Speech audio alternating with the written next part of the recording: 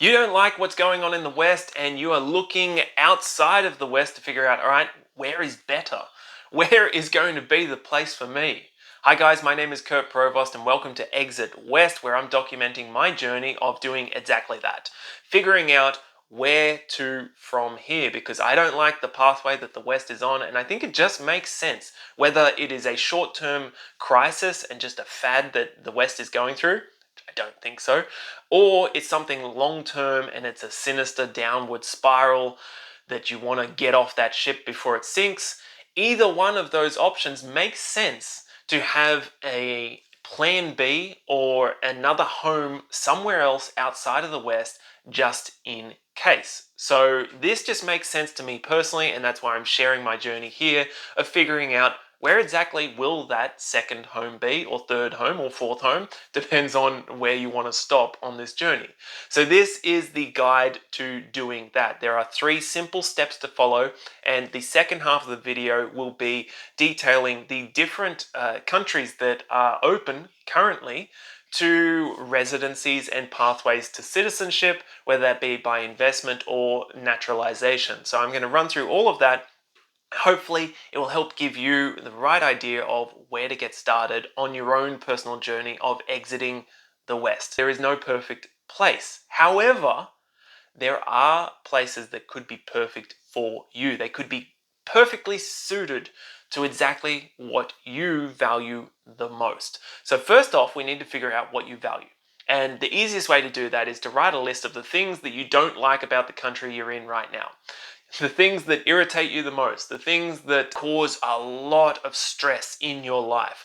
Write them all out, and that will help you when you look at the opposite of those, give you an idea of the things that you value the most, the things that you like the most and appreciate. Once you've got that list, that's going to be your criteria, your lens to view the world through. And every country that you will assess as a potential candidate for your escape plan, for your plan B, you will view through that lens of the things that you value. You'll assess it on those criteria and you'll be able to tick it off and say, okay, well, on these it's great, on that one not so much. Keep in mind that one of the things that are important to me is I don't like being told what to do. I don't like being micromanaged. That's why I'm an entrepreneur. That's why I don't like having a boss, and I don't have a boss as a result. I feel the same way about governments. However, there are many rules and regulations all around the world, not just in the West. It's not just unique to here. There are some countries that are way more bureaucratic than the West. However, there are countries that don't really have the resources necessary to enforce those rules. And in the West, we generally do. We have governments that not only have the resources to enforce those rules and regulations that micromanage every aspect of your life, but they also have the willingness to do that. And there are many countries that don't have that desire. They have no interest in pursuing their citizens to the utmost degree and telling them how to live their life in every single way. So that is one key thing to keep in mind, because if you read through the legislation or you read through the fine print of every country, you would probably turn yourself off from going to that place. So it's better to get an idea of what's it like on the ground, what's the reality like for an everyday citizen and for expats as well, because sometimes there are different worlds for different stratas of society. So keep that in mind. But we are figuring out what you value the most, and then you're going to view all of the candidates, all of the countries through those values. Also take this time to audit what are the assets that you have. What's your income like? Is it location dependent or independent? Are you able to continue earning and supporting yourself if you move to another country? Is there a time zone that is more attractive for you if you can work remotely? Or if you have a certain skill or profession, are you able to get employed in that new place in that same skill and profession? And what would the income level be like there? That's something that's useful to keep in mind. Will you need to learn a new language, and are you interested in learning a new language? Do you already speak some languages that would speed up that process for you? What are some hobbies or skills that maybe you could turn into a business, or that you could gain employment in the new country doing those things? All of those are really key to keep in mind, and that again will help you figure out what is the right place for you. Really, the key thing is to figure out why you would like to do this. Is it because you would like to find new opportunities because you find they're shriveling up and drying in the West and they are sprouting and flourishing somewhere else? Is it because you'd like to pay less tax or you're not happy with where your taxes are going? Is it because you would like to start a family somewhere else that has different family values to the ones that we are now finding in the West? Or is it simply because you want to have a plan B in case shit really hits the fan and World War III kicks off, and you want to be as far away from that as possible and not with a country that is keen to send their citizens off to war? You'd rather be with a neutral one. So whatever those reasons are, figure out what they are right now, and that will change the next step, which is step number 2, is writing out a list of countries that you believe will best suit your personal values, your unique circumstances. So you write out that list of countries, and it's going to look different for every single person, because if you absolutely love surfing, then you're probably going to choose a country that's got great surf. It's going to narrow down that list for you and make it much easier to, when you open up the atlas, you can be like, okay, well, all these landlocked countries are crossed off. I don't even have to consider their residency programs or their citizenship programs because surfing is a top priority for me. So once you've got that list of countries that you're interested in, then you want to go and look at what is involved in becoming a resident or a pathway to citizenship in that country. And that will give you a short list of those that have the easiest residencies, the easiest pathways to citizenship, or the fastest ones, the cheapest ones, and those that don't. And you'll be able to rank and organize things.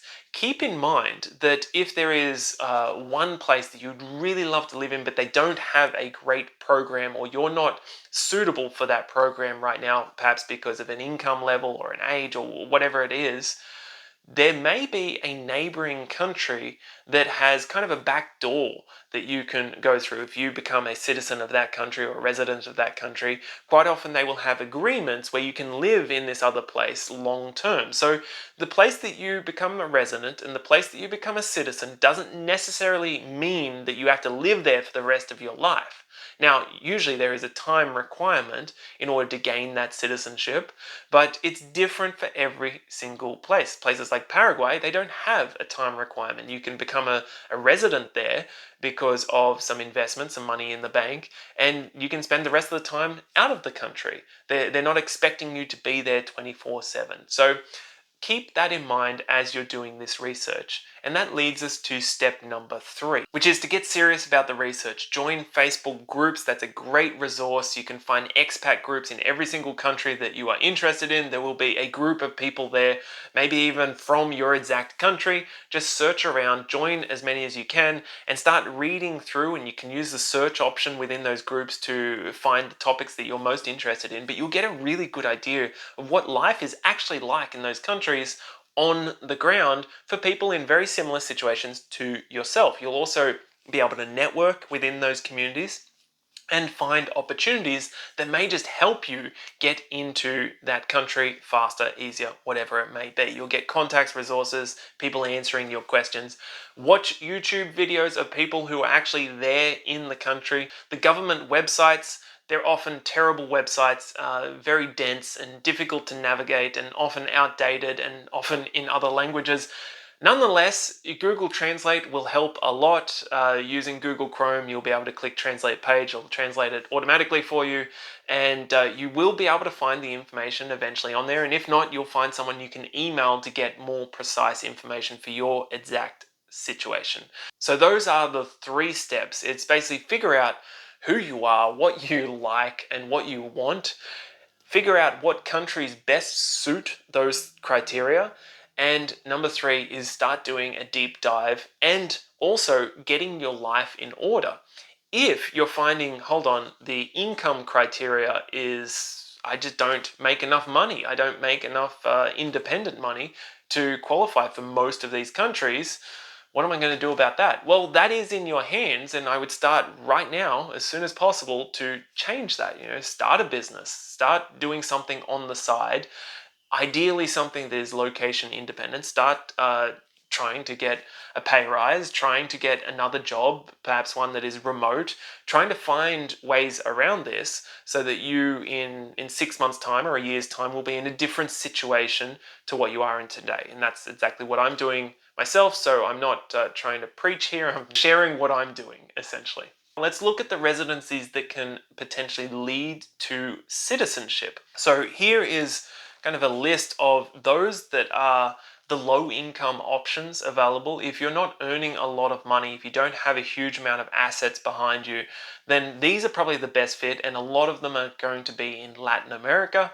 And it's just they seem to be very welcoming to newcomers. Argentina has a very low income requirement. It's hard to gauge exactly what that is because the currency is fluctuating so much.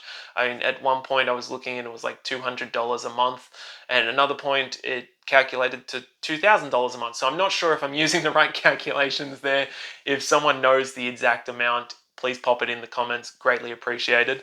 It'll help us all out. There's Paraguay, and these have a pathway to citizenship. So Argentina, it's 2 years of residing within the country and you can apply for citizenship. How long it will take to get it after that depends on your unique case and your ability to speak some Spanish as well. I do believe that if you don't speak Spanish yet, it's probably a good idea, and you don't have a lot of assets, it's a good idea to start learning Spanish because a lot of the low income ones are in Spanish speaking countries. You got Paraguay, 3 years to citizenship. Peru is 2 years to citizenship as well, though I have heard it's much more complicated and bureaucratic in Peru, so it could be 3 years, maybe even longer to eventually get the citizenship and passport. There's Brazil, Ecuador, Dominican Republic is also 2 years. That one seems to be getting very popular. It's also, it's in the Caribbean. It's got that great weather and climate if that's a top priority for you. There's Colombia. Mexico is a very, very popular one, though the price requirement is increasing, and that is kind of knocking some people out on the lower end. It knocks me out at the moment. I'm looking to change that. But what's attractive about Mexico is that you can apply in the consulate of the country that you're in right now. You get approved, you fly to Mexico, you get the document done, and then you can leave. You don't actually have to be in the country. However, if you would like citizenship, then you've got to spend at least 5 years. So you could just let that kind of tick away in the background there while you're staying in other countries, getting residency or citizenship in those countries. And then in the last 18 months of those 5 years, you go and reside within Mexico. And after the 18 months of you being there, you will be able to apply for Mexican citizenship. And that's a very strong passport that really opens up a lot of the world. We've got Serbia, very simple to set up residency. The catch is that they don't allow dual citizenship in most circumstances, and they will require you to renounce your existing citizenship in order to get Serbian citizenship after 3 years of being a resident there. So to become a resident, this is one I've looked into thoroughly, is you can set up a business. That's one of the best options. You can purchase property. There's rather affordable property there, and you can then operate out there. They have better tax incentives, a whole bunch of things like this. But there are ways around all of this. So for Serbia, for example, if you don't want to renounce your citizenship, then and you had a citizenship that is unable to be renounced, which Argentinian citizenship is. So let's just say you got Argentinian citizenship and then you went to Serbia and you applied and became a resident as an Argentinian citizen there. And then after the 3 years, you applied for Serbian citizenship. They would allow dual citizenship. This is according to the lawyer that I spoke with, because you can't renounce Argentinian citizenship. Now, whether or not they would then make me renounce my Australian citizenship is up for debate, and I don't really know.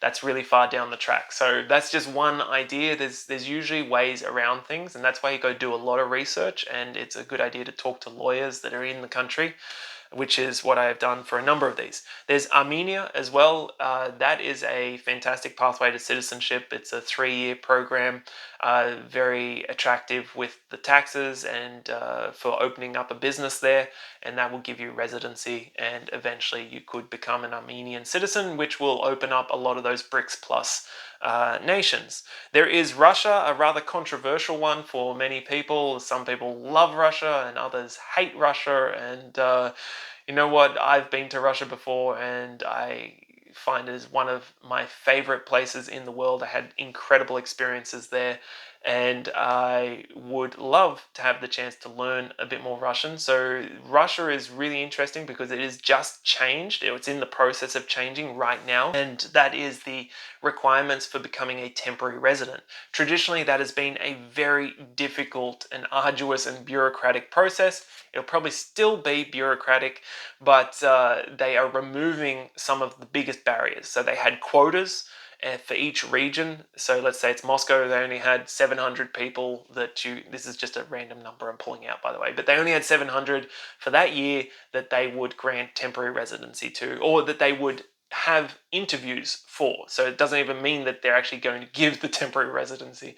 And you had to be able to speak Russian, do a Russian language test, do a Russian history and law test so that you understand in order to get temporary residency. So that was a real barrier to entry for a lot of people, and as a result they would stay on tourist visas for 3 months and then jump the border to Georgia and then come back and do that again and again and again. So now they are scrapping the language requirement and the history and the law requirement, and they're scrapping the quotas as well.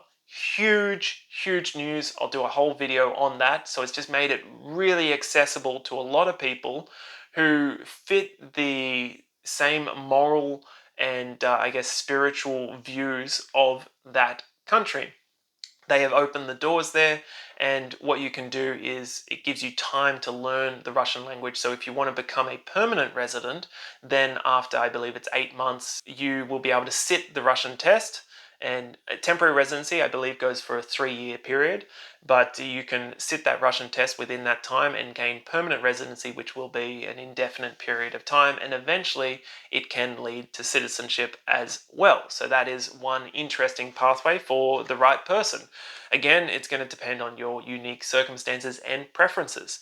There's Cambodia as well. This one is I'm leaving kind of last on the list because it's a higher investment. So that's if you're investing over 100,000 US. I believe there's a $50,000 fee on top of that. So let's call it 150 to 200,000 invested into the country, and that will give you, it's like a golden visa, but it also has a pathway to citizenship there. After I believe it's 5 years, you will be able to apply for citizenship after having that residency. So that is a very interesting one if you want to have exposure to a very emerging market in regards to Cambodia and Asia in general. I mean, right next door to Vietnam, that's just powering ahead.